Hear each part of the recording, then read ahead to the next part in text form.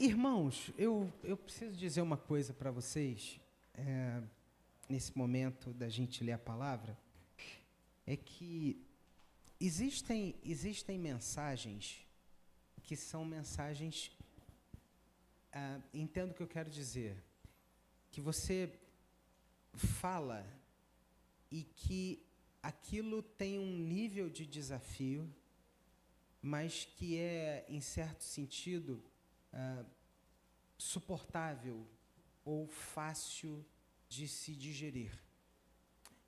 Agora, existem mensagens que às vezes são difíceis para o pregador.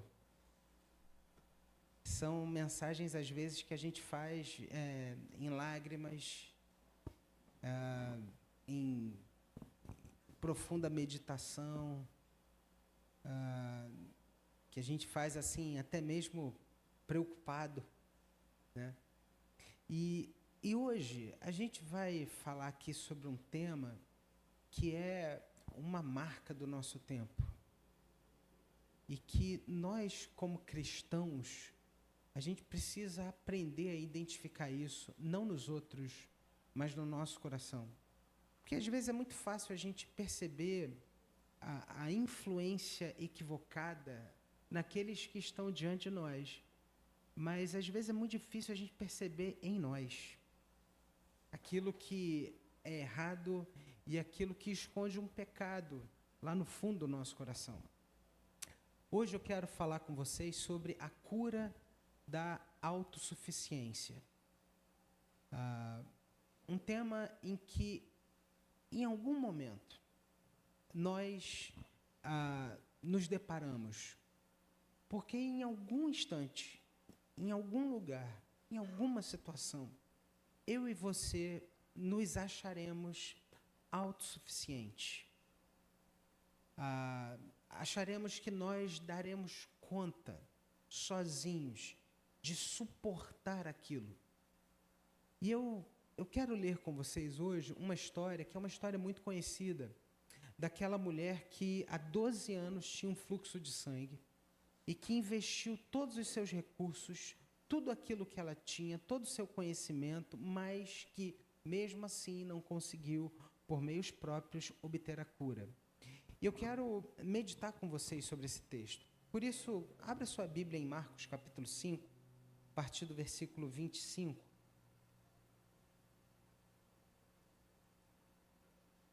Marcos 5, 25.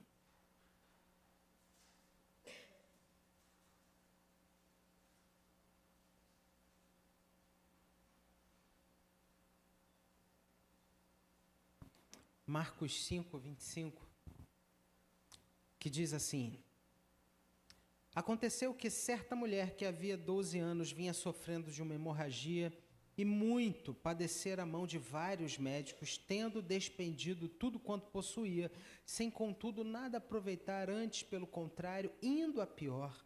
Tendo ouvido a fama de Jesus vindo por trás dele, por entre a multidão, tocou-lhe a veste. Porque dizia: se eu apenas lhe tocar as vestes, ficarei curada. E logo se lhe estancou a hemorragia e sentiu no corpo estar curada do seu flagelo. Jesus, reconhecendo imediatamente que dele saíra poder, virando-se no meio da multidão, perguntou: quem me tocou nas vestes? Responderam-lhe seus discípulos: vês que a multidão te aperta e dizes: quem me tocou? Ele, porém, olhava ao redor para ver quem fizera isso. Então a mulher, atemorizada e tremendo, cônscia do que nela se operara, veio, prostrou-se diante dele e declarou-lhe toda a verdade. Vou repetir esse versículo 33. Então a mulher, atemorizada e tremendo, cônscia do que nela se operara, veio, prostrou-se diante dele e declarou-lhe toda a verdade. E ele lhe disse: filha, a tua fé te salvou. Vai-te em paz e fica livre do teu mal. A gente vive um tempo em que a nossa cultura ela valoriza a independência, a autonomia, o alto desempenho e o sucesso individual.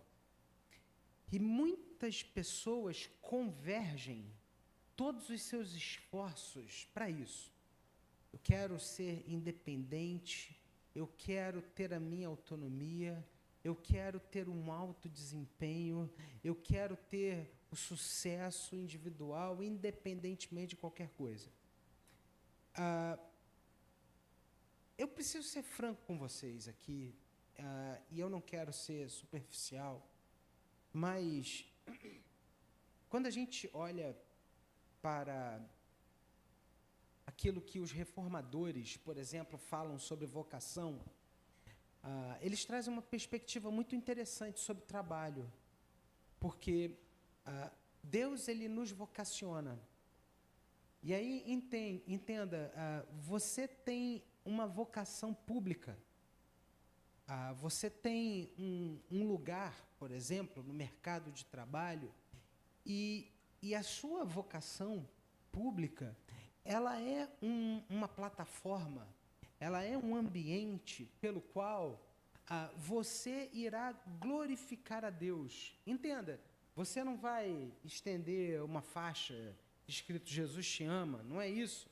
Mas, por meio das suas atitudes, por meio do seu testemunho, por meio da sua honestidade, da vida justa que você levará, por ser um bom profissional, por ser uma pessoa íntegra, por ser alguém de valores, de princípios, por ser alguém que quer somar para o crescimento do seu negócio, da sua empresa, você irá glorificar a Deus por meio disso, e a sua atitude, ela refletirá não somente a figura de um bom profissional, mas ela refletirá também a ideia de que você é uma mulher, de que você é um homem que vive para a glória de Deus, e que é alguém que tem princípios, não somente por ter princípios, mas por ser alguém que tem um coração conduzido por Deus. Logo, se eu olhar para a minha vocação a partir desse prisma, eu naturalmente serei alguém que terei um desempenho diferente. Eu serei alguém que, como consequência disso, obterei certa independência, certa autonomia, galgarei alguns lugares, alguns degraus na minha vida profissional, terei aquilo que o mundo chama, em alguma esfera, talvez pequena ou grande, um determinado sucesso, ou vamos trocar a palavra sucesso por reconhecimento. Existe uma maneira sadia e natural e positiva de alcançar essas coisas. O grande problema é quando essas coisas são o fim da minha vida, são o alvo da minha vida. Quando eu tenho como alvo de vida o ser independente, o alvo da minha vida é ser autônomo, o alvo da minha vida é galgar degraus, o alvo da minha vida é ter sucesso. E essa é a construção que muitas pessoas estão fazendo hoje. Essa tem sido a ambição de muitas pessoas. E isso nos leva a um outro problema, que é o seguinte: nós somos bombardeados por mensagens de que, olha, você pode fazer tudo sozinho, você não precisa de ninguém, você precisa dar o seu melhor e a qualquer preço fazer aquilo que precisa ser feito, e sem olhar para o lado, você precisa ser resoluto, e a despeito de qualquer pessoa, qualquer coisa, você precisa chegar lá, independentemente do que os outros vão pensar. Esse tem sido o pensamento de muitos hoje.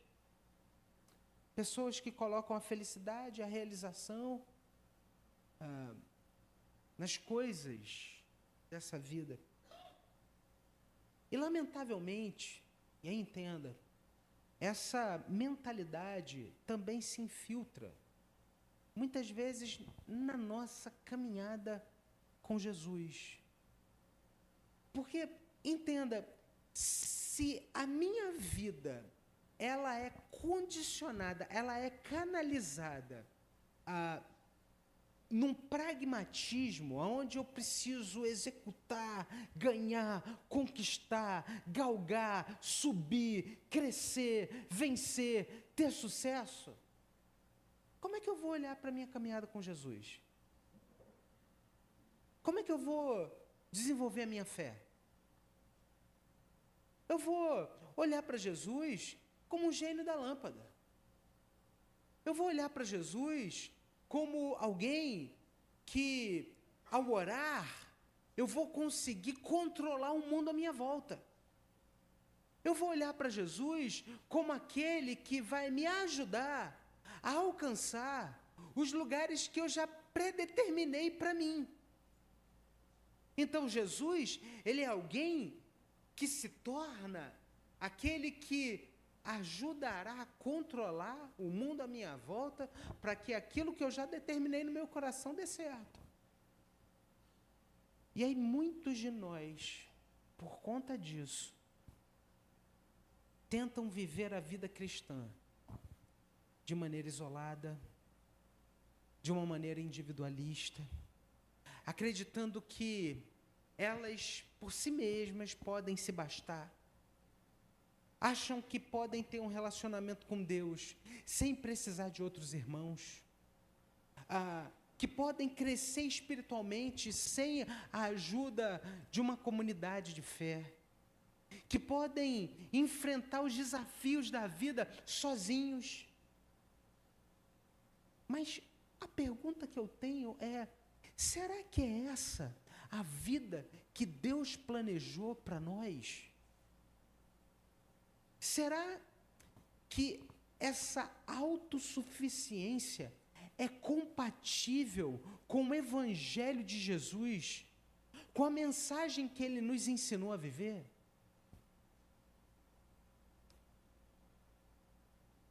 O texto que a gente leu hoje é um texto muito interessante, porque conta a história de uma mulher que há 12 anos passava por uma crise, um problema gravíssimo. Ela era uma mulher que tinha um fluxo de sangue ininterrupto há 12 anos. E aí, só para que você entenda, existem muitas nuances disso aqui.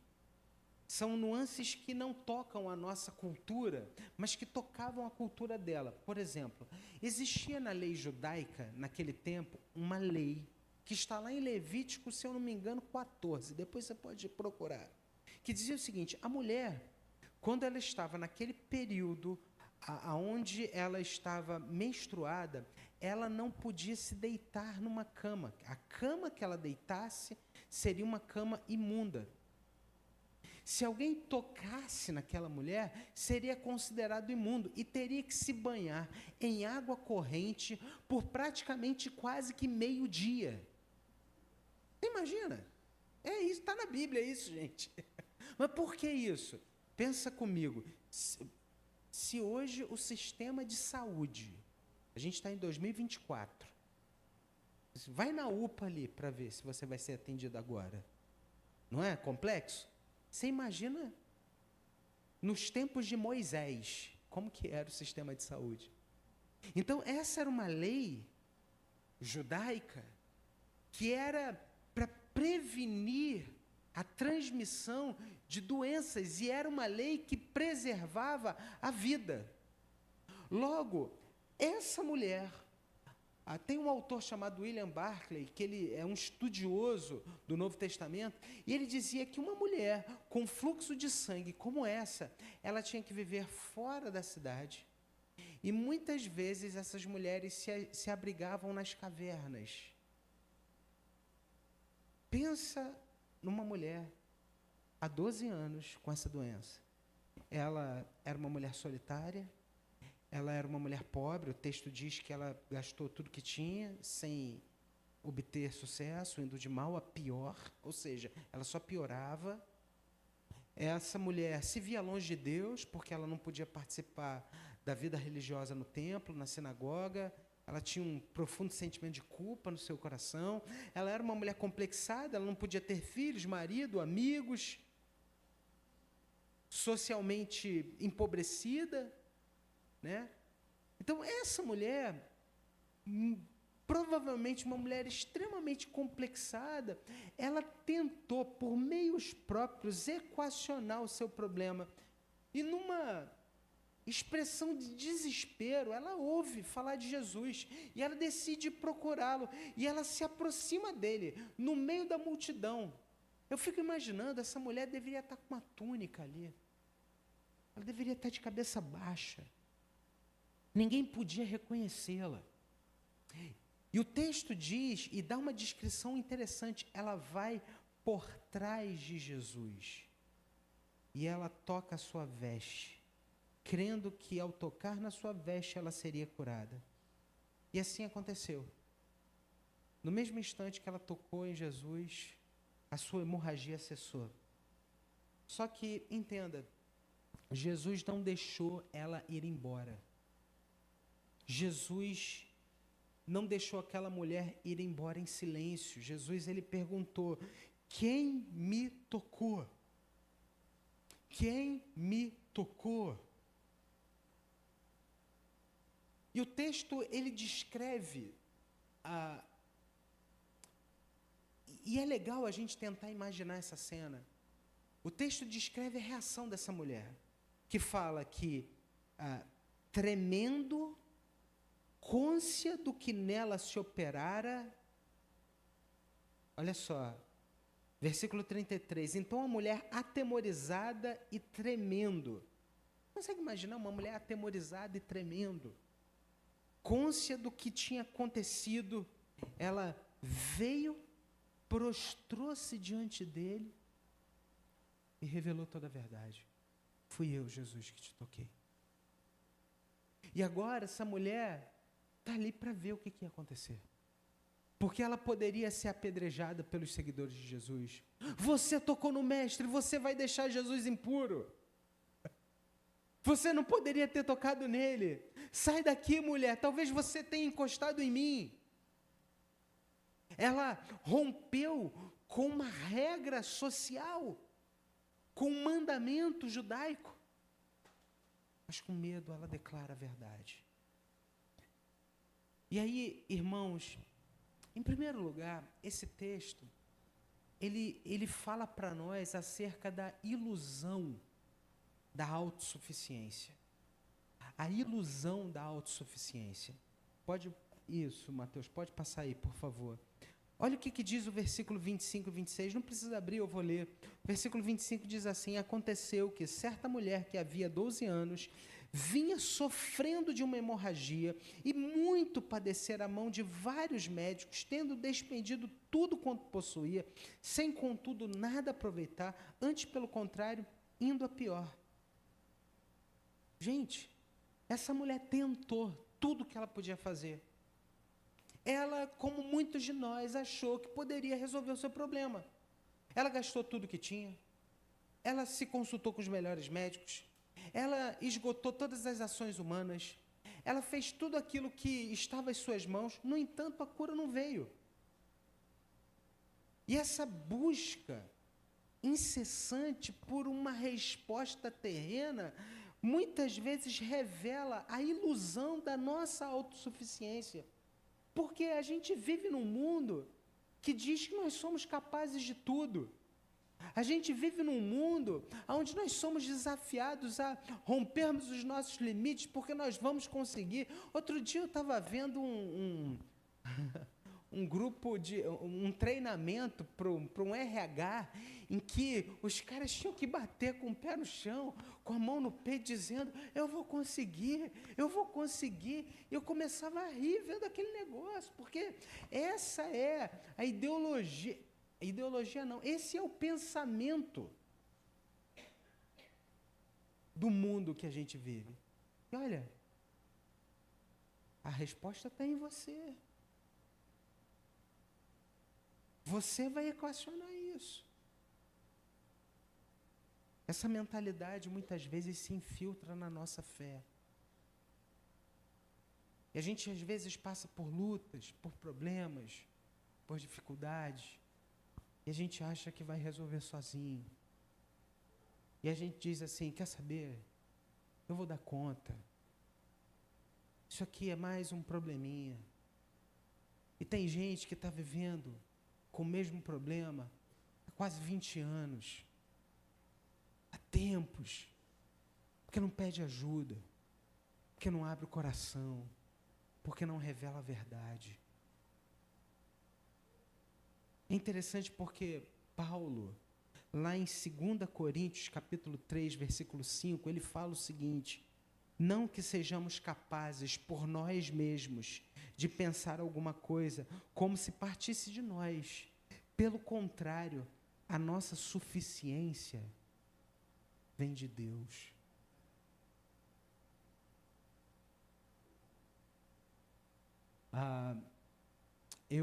Quando eu era pequeno, eu ia muito para a casa da minha avó, e minha avó morava em São Gonçalo.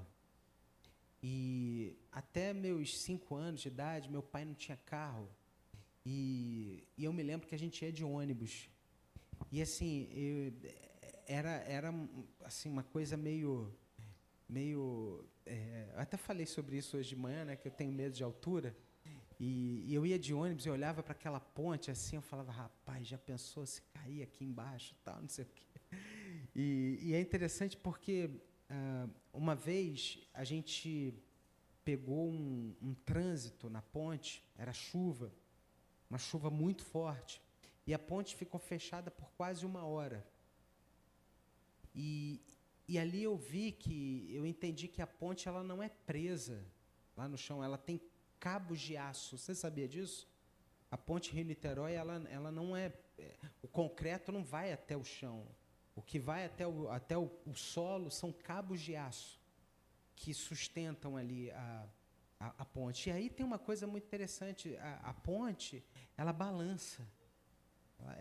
Quando você para na ponte, você sente a ponte fazendo exatamente isso aqui. E aí é interessante porque é uma linha muito tênue entre você estar bem e você estar mal. A vida cristã é assim. A nossa suficiência, ela vem de Deus. O nosso sustento vem de Deus. Toda boa dádiva, todo dom perfeito, vem do alto, do Pai das luzes, para mim e para você. É o que nos ensina a palavra. Nós precisamos de Deus. Eu já contei essa história aqui. Há um tempo atrás, há alguns anos, uma moça entrou no meu gabinete. Essa moça já não está mais aqui na nossa igreja, ela se mudou. Ela entrou no meu gabinete aos prantos. Pastor, haverá na minha empresa uma demissão em massa. Meu nome saiu na lista. Provavelmente serei demitida. Trabalho nessa empresa há 20 anos. Falei, minha irmã, senta aí, vamos orar. A gente orou, tal e tudo mais, pá, não sei o quê. Vai em paz, minha irmã, tal. 1 mês depois, ela bateu na porta. Pastor, oi, posso falar com o senhor? Pode. Senta aí. Quando ela sentou, começou a chorar. Eu falei, o que houve, minha irmã? Fui demitida. Eu perguntei para ela assim, minha irmã, conta para mim uma coisa. Quem pagava o seu salário lá na empresa? E ela disse assim, era uma moça da contabilidade que fazia os pagamentos. Eu falei, ok. E o seu sustento, quem te dá? E aí ela silenciou, pensou, e ela disse assim para mim, pastor, eu entendi. Eu falei, exatamente isso, minha irmã. O nosso salário vem dos homens, mas o nosso sustento vem de Deus. A gente precisa entender isso, a gente precisa conjugar isso na nossa vida, na nossa caminhada.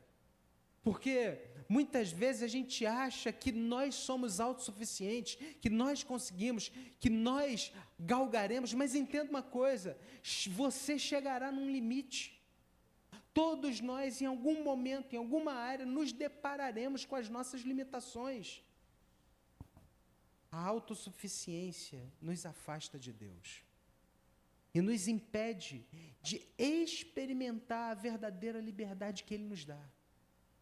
Quando você se acha a tal que você vai conseguir, você tenta controlar tudo e você se torna escravo das suas próprias expectativas e medo. Mas quando a gente entrega a Deus o nosso problema, a nossa dor, a nossa luta, a nossa preocupação, o Senhor nos dá força para que a gente enfrente os desafios da nossa vida. A gente precisa reconhecer que nós somos vasos de barro, frágeis. Nós podemos quebrar, mas a nossa suficiência vem de Deus. Em segundo lugar, esse texto ele mostra para nós a necessidade da comunidade. Pode passar aí, Mateus, isso, obrigado. Olha o que diz o versículo 30. Jesus, reconhecendo imediatamente que dele saíra poder, virando-se no meio da multidão. Olha só, gente. Olha aqui, que coisa reveladora, que coisa perigosa.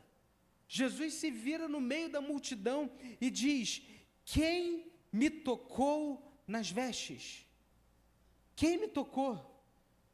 Os discípulos falam: que é isso, mestre? Você está vendo, tem uma multidão aqui, todo mundo te apertando. Por que você pergunta quem me tocou?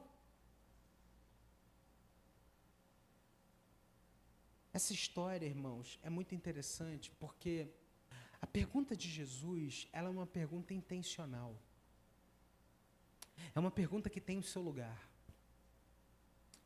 Porque essa pergunta, ela traz dois lados de uma única moeda.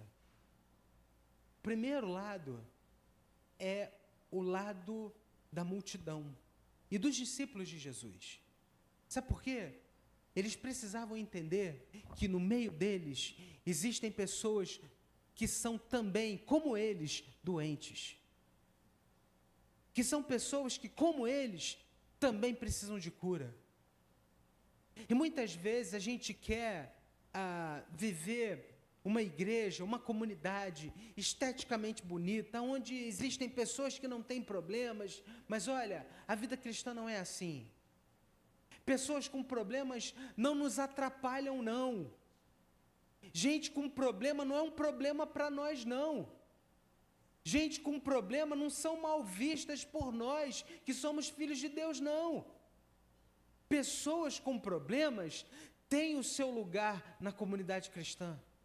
Pessoas com problemas precisam ser acolhidas por nós. A gente precisa entender que a igreja cristã, ela não é uniforme, ela é um mosaico da graça, onde existem pessoas diferentes, com dilemas diferentes, com histórias diferentes, com dores diferentes, e que foram trazidas pelo próprio Senhor Jesus aqui para serem acolhidas, para serem amadas, para serem recebidas, para serem inseridas. Porque Deus está reunindo o seu povo. Você se lembra quando aqueles discípulos fizeram do templo, aquelas pessoas fizeram do templo um grande mercado. E Jesus foi e derrubou as barracas. E ele disse: isso está errado, porque a minha casa será chamada casa de oração para todos os povos. Deus está reunindo os seus filhos de todos os lugares. E seus filhos estão vindo para cá com histórias diferentes, com realidades diferentes. E eles precisam ser amados, eles precisam ser acolhidos, eles precisam ser inseridos. Nós precisamos discipular essas pessoas, nós precisamos acolher essas pessoas e amar essas pessoas. Nós precisamos compartilhar a nossa vida, a nossa experiência. Precisamos compartilhar da nossa caminhada com elas. Quando Jesus pergunta quem me tocou, é porque ele queria que aquelas pessoas ali vissem que tinha uma mulher hemorrágica entre eles. E sim, a gente precisa se acostumar que tem pessoas que estão sofrendo entre nós, mas que às vezes não se sentem confortáveis para chorar entre nós. Porque às vezes nós não damos abertura para que essas pessoas chorem entre nós. A igreja é o lugar onde Deus reúne os seus filhos hemorrágicos. os seus filhos que estão sujos, os seus filhos que estão enfrentando dores. E sim, eu e você precisamos estar abertos para receber essas pessoas. Mas em segundo lugar, o outro lado dessa moeda é o lado da mulher. Porque se em primeiro lugar era o lado da comunidade, que precisava enxergar que tinha uma mulher hemorrágica ali, agora aquela mulher hemorrágica, ela precisava entender que ela faz parte de uma comunidade, que ela faz parte de uma igreja, que ela faz parte de um povo, que ela tem muitos irmãos, que ela não pode viver a vida sozinha, isolada. Ela tentou resolver a sua maneira, o seu problema, mas ela não conseguiu, ela não deu conta. E muitas vezes é assim comigo e com você. A gente tenta resolver os nossos problemas de uma maneira solitária, porque a gente não quer se expor, porque a gente construiu uma ideia maluca de que eu não posso falar da minha dor, eu não posso contar o meu problema, eu não posso falar das minhas lutas, porque senão vão me julgar. Meu irmão, deixa eu te explicar uma coisa, de uma vez por todas. Pouco importa o que as pessoas vão falar de você. A sua justificação não está naquilo que os outros dizem a seu respeito. A sua justificação está em Jesus Cristo, na obra que Ele realizou por você. Existem muitas pessoas que estão vivendo a tirania da opinião dos outros. E elas não são felizes, elas são reclusas, elas são presas, porque elas têm um medo de dar um passo. Elas são escravas de uma timidez tão profunda, que as amarra, porque elas têm medo, se eu fizer isso, o que vão dizer de mim? E se eu fizer aquilo, o que vão falar de mim? E se eu falar do meu problema, o que vão achar de mim? A igreja, ela precisa ser um ambiente onde os hemorrágicos podem falar das suas dores. Ontem a gente teve uma reunião dos jovens da igreja, bem como tivemos também uma reunião dos homens da nossa igreja. E eu fico pensando assim, será que esses encontros, será que nesses encontros nós estamos preparados para abrir o nosso coração e falar das nossas lutas e das nossas dores? Como homens, falar dos nossos medos, das nossas preocupações. Como jovens, olharmos para um irmão e falar assim, cara, aí eu tenho uma dificuldade enorme, eu passo por uma crise nessa área da minha vida. Mas sabe o que é mais interessante? É que quando existe esse tipo de verdade, quando existe esse tipo de abertura de coração, gente, Deus derrama a sua graça, que cura a nossa vida, que cura o nosso coração, que vem como um bálsamo sobre nós, porque esse é o plano de Deus para a sua igreja. Igreja não é lugar de gente mascarada. Igreja não é lugar de gente perfeitinha, porque você não é, eu não sou. E Deus, sabendo quem nós somos, pecadores, Ele nos amou e nos chamou para vivermos pela fé. A religião, a religiosidade mata. A religiosidade leva pessoas para longe de Deus. Quantos pais religiosos no passado criaram seus filhos sob a égide da religião e hoje seus filhos estão aí vivendo uma vida cética e longe da igreja e longe de Jesus. Não é bom que isso seja assim comigo e com você. A comunidade é o lugar onde a gente recebe apoio, encorajamento, amor, correção e responsabilidade.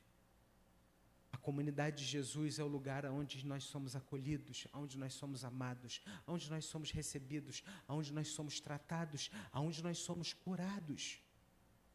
A igreja de Jesus é o lugar onde a gente ouve a palavra, onde a gente compartilha a palavra, onde a gente semeia a palavra. A igreja de Jesus é o lugar onde nós damos as mãos, oramos uns pelos outros e somos um instrumento de Deus para a cura uns dos outros. Isso é ser igreja. Deixa eu dizer uma coisa para você, porque talvez no passado você tenha tido uma experiência ruim de igreja. Talvez você já tenha se machucado na igreja. Talvez você já tenha sido pisado na igreja. Eu vou dizer para você uma coisa muito séria. Quando a gente olha para o lado e projeta nos outros a nossa salvação e coloca sobre eles a nossa expectativa, a gente se frustra mesmo. Porque a igreja é lugar de gente pecadora, como eu e você. Mas quando a gente coloca o nosso coração em Jesus e vive pela fé e decide de coração ser uma bênção, a nossa experiência é diferente. Preciso dizer uma coisa aqui muito séria. Existem pessoas na igreja que frequentam a nossa igreja há vários meses, que até hoje eu não consegui dizer oi. Você sabia disso? Isso é muito sério, irmãos. Estou falando aqui uma coisa muito séria, muito séria.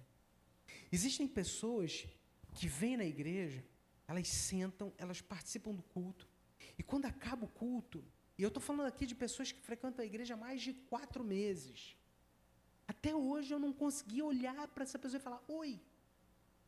Porque o culto acaba, a pessoa como uma flecha, ela vai embora.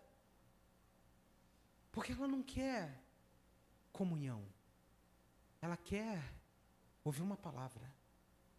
Ela quer um bálsamo para ela. Mas ela não quer viver em comunhão. Ela quer receber. Ela quer performance espiritual. Ela quer galgar degraus espirituais. Ela quer solução de problemas. Mas ela não entendeu o que é a vida cristã. O que é a caminhada com Jesus. Em último lugar, e aqui eu estou prestes a terminar. Em terceiro lugar e último, é o chamado à vulnerabilidade. Irmãos, preste atenção aqui no versículo 33 e 34. Eu vou ler, não precisa abrir, não. O texto fala assim: então a mulher, atemorizada, tremendo, cônscia do que nela operara, veio, prostrou-se diante dele, declarou-lhe toda a verdade. E ele lhe disse: filha, a tua fé te salvou. Vai-te em paz e fica livre do teu mal. Note, antes disso, essa mulher não tinha ouvido. Filha, a tua fé te salvou. Vai em paz. Fica livre de uma vez por todas do teu mal. Não.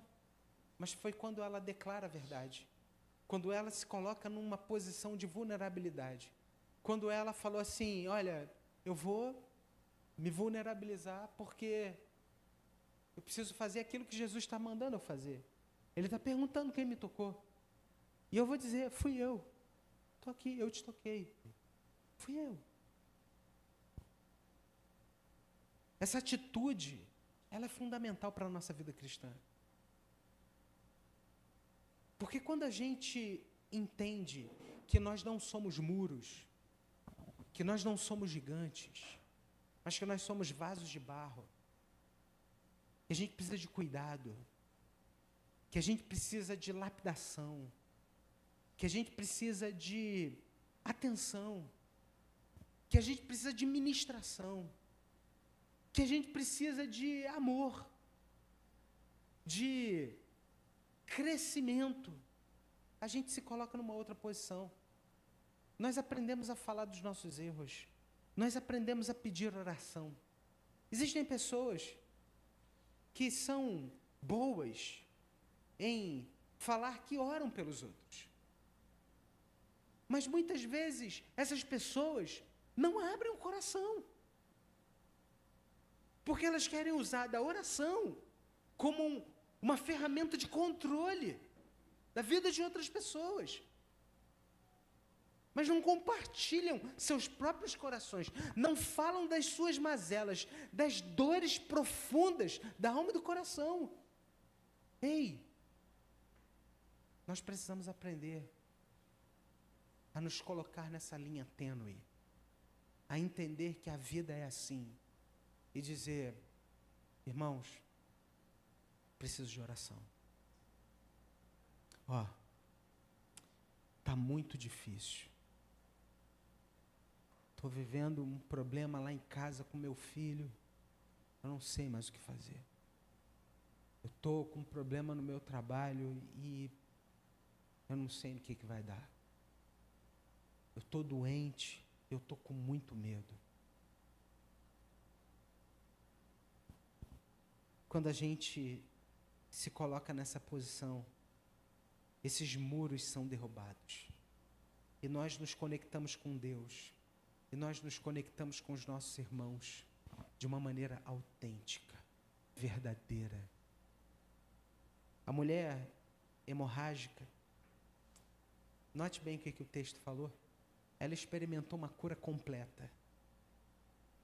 Não apenas porque ela tocou em Jesus, mas também porque ela se abriu e ela compartilhou a sua história. E ela falou aquilo que estava aqui dentro, mesmo com medo, mesmo atemorizada, tremendo, ela colocou para fora. E quando ela, naquela posição de vulnerabilidade, ela se colocou, ela ouve de Jesus, filha. Gente, às vezes a gente passa correndo no texto e a gente não percebe a riqueza. Filha, você tem um pai. Filha, a tua fé te salvou. Vai-te em paz. Fica livre do teu mal.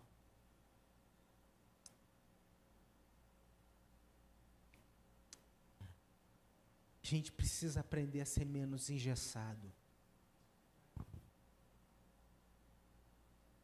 A gente precisa aprender a ser mais visceral. A gente precisa aprender a voltar a chorar. A gente precisa aprender a dar nome às nossas dores e às nossas preocupações. A gente precisa aprender a fazer aquilo que a gente fazia quando era criança. Você já viu uma criança? É difícil uma criança guardar aquilo que está aqui dentro. Mas a criança, quando está com dor, ela chora. Quando ela está incomodada, ela fala. Ela coloca para fora. E às vezes, se ela não sabe colocar para fora, até um soco na cara do coleguinha ela dá. Por quê? Porque ela está querendo colocar para fora alguma coisa que está incomodando ela. Já viu quanta criança briga na escola? Por que está brigando na escola? É porque tem uma situação ruim dentro de casa, está batendo no coleguinha. Por quê? A gente precisa aprender, gente, a colocar para fora, a falar, a dizer, Senhor, está aqui a minha dor. Rafael, está aqui a minha dor. Elias, ora por mim. Marisa, estou passando por isso, ó. Minha irmã, ora por mim. Dar nome aos nossos problemas e entender que Deus, o nosso Pai, nos deu irmãos. Irmãos. Hoje pela manhã a gente leu o Salmo 133. E como é bom viverem unidos os irmãos. E que nesse lugar Deus ordena a sua bênção.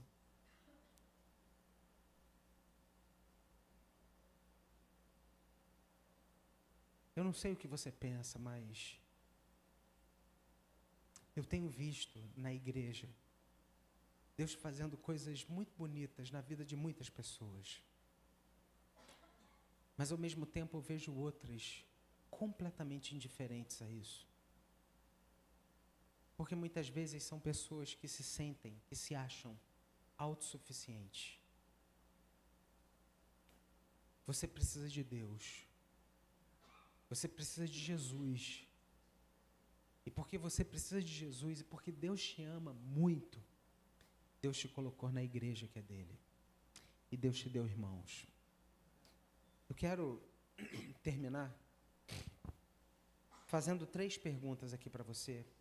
E depois nós vamos orar. Primeira pergunta é: em quais áreas da sua vida você tem revelado uma dependência excessiva das suas próprias capacidades? E como que você pode entregar essas áreas da sua vida ao cuidado de Jesus, reconhecendo que você precisa dele? Em segundo lugar, o que está impedindo você de se abrir para relacionamentos profundos, significativos, com outros irmãos na fé? Por que você tem se colocado numa postura de defensiva? Existe algum trauma? Existe algum medo que você precisa hoje entregar para Jesus, para experimentar a cura e o apoio da sua igreja, dos seus irmãos na fé? Em terceiro e último lugar,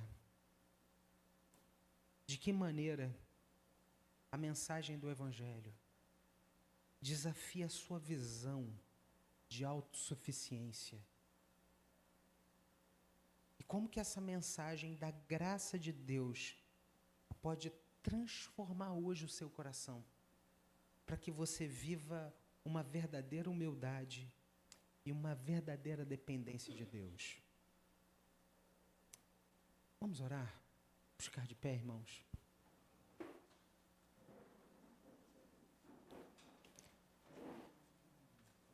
Filha, a tua fé te salvou. Vai-te em paz e fica livre do teu mal. Senhor, existem coisas que são muito difíceis para nós. Mas a tua palavra nos ensina que a tua graça nos basta e que o teu poder se aperfeiçoa na nossa fraqueza. Senhor, eu acredito que nós podemos dizer de igual modo que o teu poder se aperfeiçoa na nossa vulnerabilidade. Ó Deus, eu quero te agradecer porque o Senhor nos deu irmãos. E eu quero te pedir, ó Deus, que o Senhor nos faça entender a bênção que é termos irmãos na fé. Senhor, nos ajuda a vencer os traumas do passado, que muitas vezes nos levam a uma posição de autossuficiência, quando nós de fato e de verdade precisamos de Ti, necessitamos do Senhor. Nós não somos nada, Pai. Nós precisamos do Teu auxílio, da Tua mão sobre nós. Ó Deus, nos dá um coração humilde, sensível à Tua voz. Nos direciona, nos leva e nos mostra, Senhor, a cada dia, como nós devemos viver como discípulos de Jesus. Ó Deus, faz a Tua obra no nosso coração.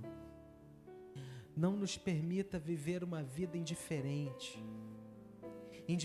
àqueles que sofrem, indiferente às nossas próprias dores, achando que nós podemos resolver por nós mesmos. Mas, Senhor, nos ensina a caminharmos pela fé, a abrirmos o nosso coração, a falarmos das nossas dores, dos nossos medos. E quando isso acontecer, Senhor, derrama a Tua graça, derrama o Teu amor, derrama a Tua cura sobre nossas vidas. Senhor, nós te agradecemos porque Jesus, o nosso Salvador, se esvaziou da sua glória, assumindo a forma de servo. E Ele mesmo se humilhou por amor a cada um de nós, para nos oferecer gratuitamente essa salvação. E hoje nós temos livre acesso à Tua presença. Hoje nós podemos dizer que somos Teus filhos, amados, lavados, justificados. Não porque aparentamos ter uma vida perfeita, mas nos tornamos justos aos olhos do Senhor, porque Cristo, na cruz, pagou o preço pelo nosso perdão e pela nossa justificação. Ó Deus, obrigado, Pai. Ministra essa verdade todos os dias ao nosso coração, para que a gente não viva tentando ser perfeito, para que a gente não viva uma vida de máscaras, mas para que a gente aprenda a viver em espírito e em verdade, todos os dias, na nossa vida, na nossa caminhada com Jesus. É o nosso pedido, Pai, é a nossa oração, que te fazemos em nome e por amor de Jesus, o nosso único e suficiente Salvador.